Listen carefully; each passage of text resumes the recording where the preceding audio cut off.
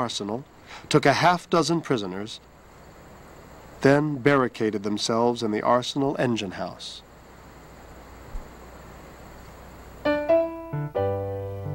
Little else in Brown's life had gone as smoothly. He had roamed through 6 states, failed as a cattleman, merchant, and land speculator, fathered 20 children, and fallen deeply into debt. Yet Brown felt God had given him a special mission. John Brown came to Harper's Ferry because of the United States Armory and Arsenal. There were 100,000 weapons stored in 2 arsenal buildings here at Harper's Ferry. Brown intended to utilize those weapons to bring about an end of slavery throughout the South, and Harper's Ferry would be the beginning of that liberation. Brown had convinced himself that he was an instrument of God, that he had been sent here by Jehovah with the Bible as his creed to declare war against slavery. Just after midnight, Brown's men killed Hayward Shepard, a free black who worked for the railroad. At dawn, they seized 24 armory workers as they reported for work. But then, Brown let a train from Wheeling pass through town, and its conductor quickly spread the alarm.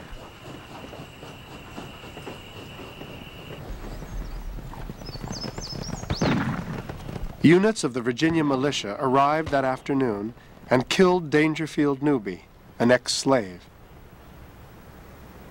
Newby had joined Brown with the hope of freeing his wife and children who were still in bondage. Someone cut off his ears as souvenirs. 3 more of Brown's men were killed in sporadic fighting. Townspeople shot at 2 of the lifeless bodies throughout the day.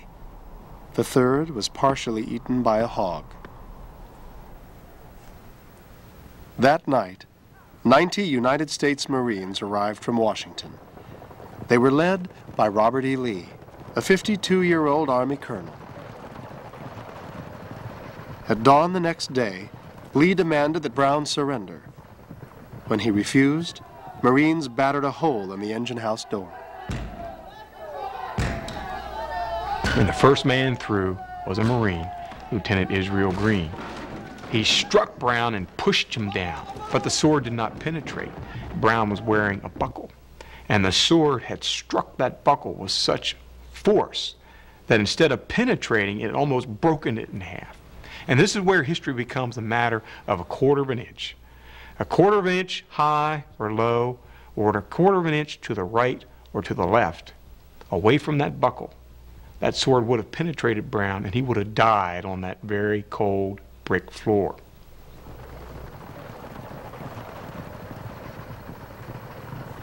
Lieutenant Green clubbed Brown unconscious, and his small army surrendered.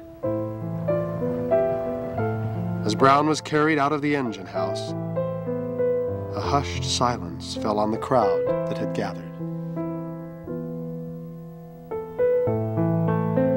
No one can feel any sympathy for Brown after they see the dreadful instruments he had prepared to kill us with. I had one of the spikes in my hand and examined it. They are made rough and coarse. They were for the Negroes to use. Oh, he is a dreadful man. May the Lord have mercy on him, for man cannot. Molly Hansford. The death toll of the raid was 16, including 1 Marine and 2 of Brown's sons.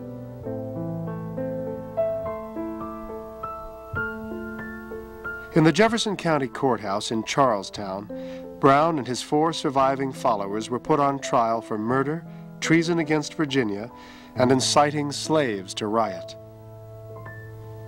Special Prosecutor Andrew Hunter vowed to have Brown tried, sentenced, and hung, all within 10 days.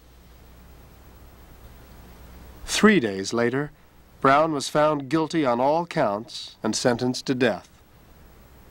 The judge asked if he had any final words. Had I so interfered in behalf of any of the rich, the powerful, or in behalf of any of their friends, it would have been all right, and every man in this court would have deemed it an act of reward rather than punishment. I believe that to have interfered as I have done in behalf of his despised poor is no wrong, but right. John Brown. Virginia Governor Henry Wise received hundreds of letters requesting clemency for Brown. Fearing a revolt, Wise declared martial law in Charlestown and ordered strangers arrested on sight. Brown's wife Mary arrived from Kansas. In his jail cell, they talked for several hours. Then Mary left to await delivery of her husband's body.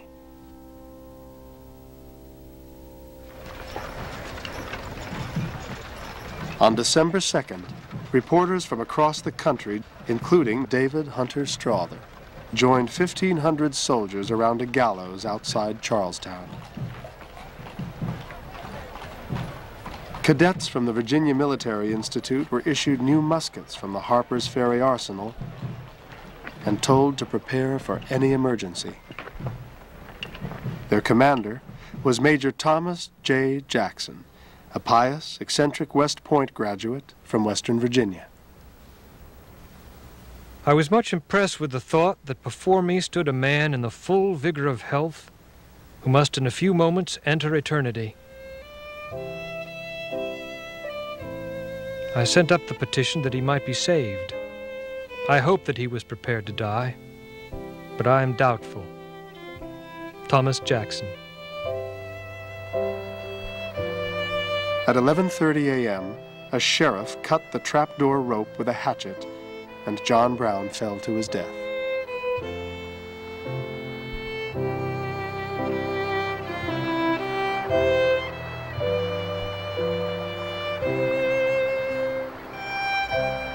John Brown carved a canyon, a Grand Canyon, between the North and the South. No longer could you stand on top of the fence and not topple either for slavery or against slavery. Brown took away the opportunity for compromise. This will be the date of a new revolution, wrote Henry Wadsworth Longfellow, quite as much needed as the old one.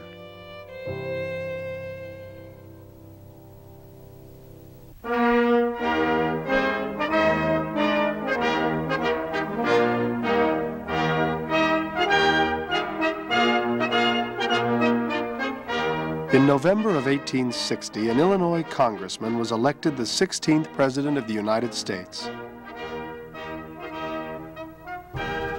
A moderate on slavery, Abraham Lincoln's election sent shockwaves through the South. South Carolina seceded from the Union, followed soon by 6 other states. Virginia hesitated. I am strong for the Union at present, and if things become no worse, I hope to continue so. Thomas Jackson. In any aspect we view the existing state of things in Virginia, nothing but confusion, conflict, and strife is foreboded. Archibald Campbell. Newspaper editor Archibald Campbell, the nephew of Alexander Campbell, had fallen in with abolitionists while at college in New York. Now he began using his paper, the Wheeling Intelligencer, to rally public support for the creation of a new state, free of slavery, in Western Virginia. There is now on foot a grand counter-movement, having for its object a division of the state at the Blue Ridge. This popular movement awaits only the opportunity and pretext for assuming formidable proportions.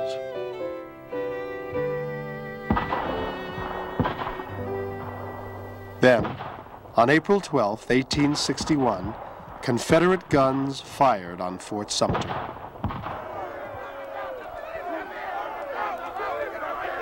The news ignited demonstrations in Richmond.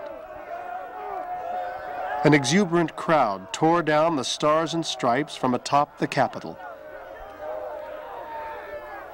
Inside, a special convention debated Virginia's secession. Western delegate John S. Carlisle, a failed businessman who had become an eloquent political showman, led the fight against secession. "Carlisle is an enemy," wrote the Richmond Enquirer, "against whom we warn the true men of Virginia." Dissolve the Union and hitch Virginia to the tail of a Southern Confederacy to stand guard for King Cotton. I drop the pen. I cannot contemplate the picture. I turn with horror from such a sight. John Carlisle. Waitman T. Willey, a self-taught lawyer from Monongalia County who had set his slaves free, warned that Virginia would break apart if it left the Union. The idea of a division of the state is new to the people. But I've never known so rapid a progress of opinion in favor of any measure as there seems to be in favor of this. Waitman Willey. A Western farmer put it more directly. "We will not fight for the nigger traders," he warned. "Happen what will."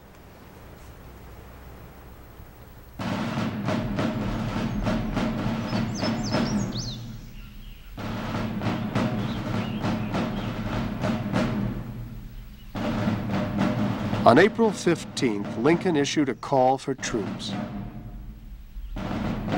2 days later, former Governor Henry Wise entered the Virginia Convention, drew a pistol from his shirt, and announced that the state militia had seized the federal arsenal at Harper's Ferry. Order! Gentlemen, order!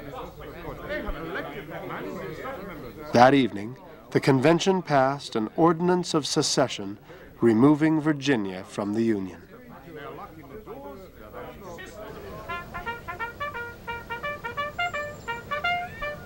Militia forces at Harper's Ferry were put under the command of Colonel Thomas Jackson,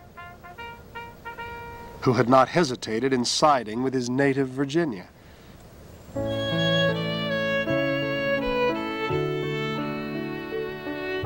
Orphaned at a young age, Jackson was raised on his uncle's farm at Jackson's Mill on the West Fork River. He had poor eyesight, was partially deaf, and suffered from numerous ailments, which he said were punishments from God for his sins. Obsessed with his health, Jackson refused to drink tea or coffee, ate fruit only in the morning, and often held up an arm so blood could flow back into his body.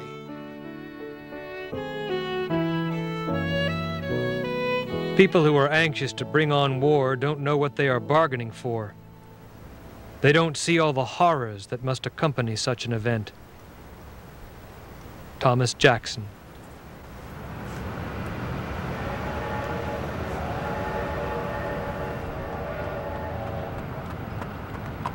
In May, Confederates led by Colonel George A. Porterfield occupied Grafton, a strategic junction of the Baltimore and Ohio Railroad 80 miles southeast of Wheeling. In response, Union General George B. McClellan, a skilled engineer who had worked briefly for the B&O Railroad, sent federal troops across the Ohio River.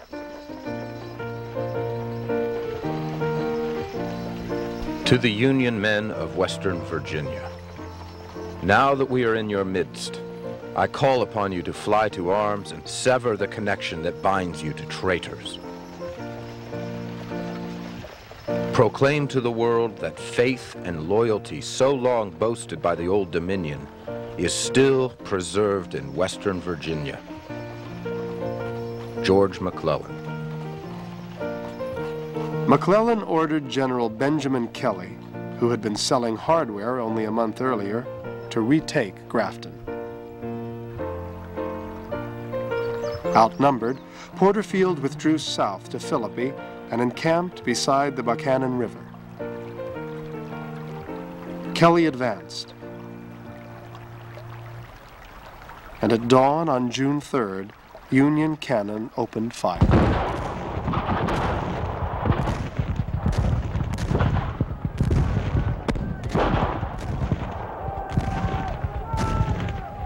We were startled by a loud explosion with the cry, "The enemy! The enemy!" The balls were falling and hissing all around us. All was now confusion. The infantry was rushing toward Dixie's Land in great disorder. Private John Lyon Hill.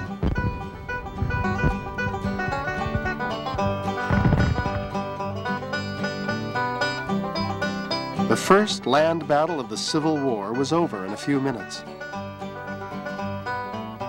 No one was killed, but Kelly was seriously wounded in the chest.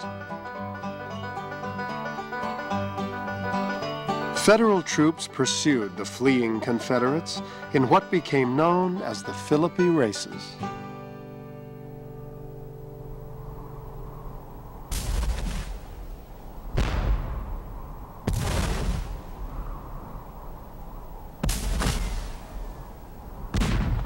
In June, Union forces advanced toward Jackson's troops at Harper's Ferry.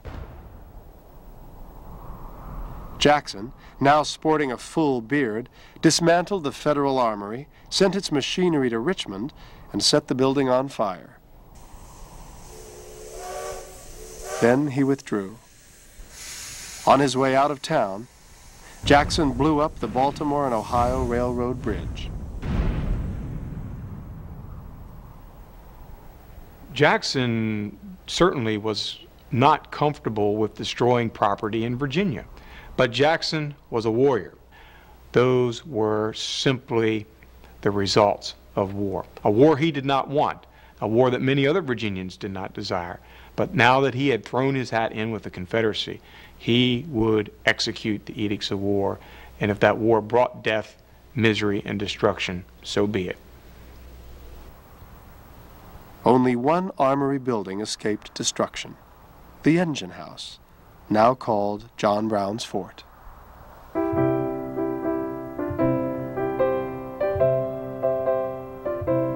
The appearance of ruin by war and fire was awful. Charred ruins were all that remained of the splendid public works. Arsenals, stores, hotels, and houses all mingled in one common destruction. David Hunter Strother. Recently married, David Hunter Strother had returned with his bride to his father's hotel at Berkeley Springs, planning to sit out the war. Now, with fighting so near, Strother realized that was impossible and promptly enlisted in the Union Army. Volunteering in Monongalia moves very tardily. Each man thinks he is not the one to do the fighting, but would rather do the talking. The men of means stood off, as if they had no lot or part in this matter, but seemed to think the poor man ought to do the fighting. James Evans. The great majority of people did not want to take an absolute position. They wanted the problem to go away. But as often happens in periods that we look back and call great moments in history, in fact, public affairs intruded into private lives, and they required people to make a choice. They made it quickly, they made it slowly.